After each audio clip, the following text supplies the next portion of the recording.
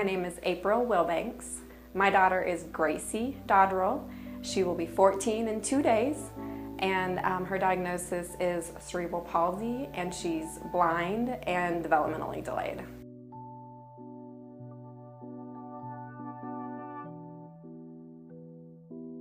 Gracie was born at 26 weeks, so we got off to kind of a rough start. Weren't sure if she was going to survive. And then we were in the hospital for 4 months in the NICU and had lots of procedures, and so that was all a really scary time. Didn't really come with a diagnosis, so it was just a long game of waiting and kind of seeing how she did. And as we went through that, it kind of became clear that you just take one day at a time and you really don't focus on what the future might hold. We didn't get a diagnosis of cerebral palsy until she was about 2.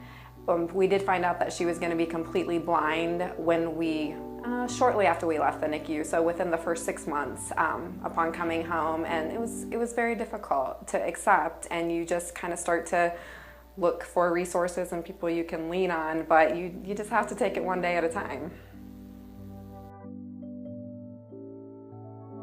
When we got Gracie's diagnosis, first that she was going to be blind, it was honestly terrifying.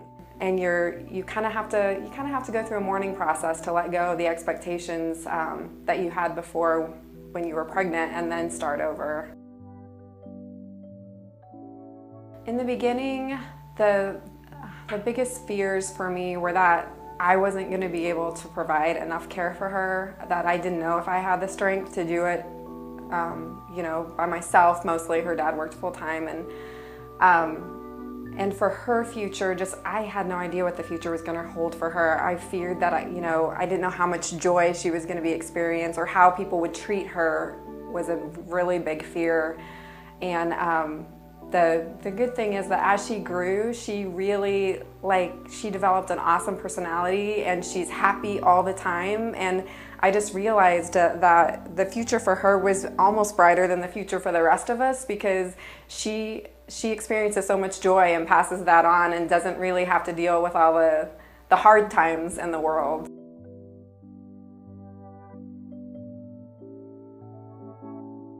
I'm a therapist for my job, and so we got hooked up with the First Steps program right away, and that was helpful. But also, it was helpful to get the therapies and meet people who worked with other children in Gracie's similar situations. But it was even more helpful that we had family around us and friends who were so supportive and loved her as much as they could love any child, and that we had people to lean on. We had people that were willing to keep her for a few hours in spite of her tubes and the scary things about her, and they were able to help us out, and that was the biggest thing for getting us through the first several years of her life. It's difficult in the beginning to ask people or let people do things for you even when they're asking you, but it was good for us. We had a great church family. I had family in town, her dad had family in town, and we also had some good friends, and they did it for us anyway, even though we weren't necessarily asking them to do it. And I would just say the one thing that I would do different, and the thing that I've heard other parents say, is that when people are offering to help you, accept it, no matter how hard it is, because you're gonna have so many other things to deal with, and so many other challenges that are going to come up that really need your time, that let the other people do the things that they can do, like cooking for you, or watching your baby for a little while, or cleaning your house for you, but let them do that. If I could go back and start over again, I would tell myself to spend more time doing the fun things with Gracie as a baby and a child, because you become overwhelmed with the chores and the taking to appointments and getting the feedings right. And if I could go back and do it over, I would spend more time just playing with her, and I would like to tell myself to worry less, to just kind of relax and do what the other people were telling me would help her, but do it on a fun basis. Take it one day at a time. really don't think about the future. Think about what's best for your child.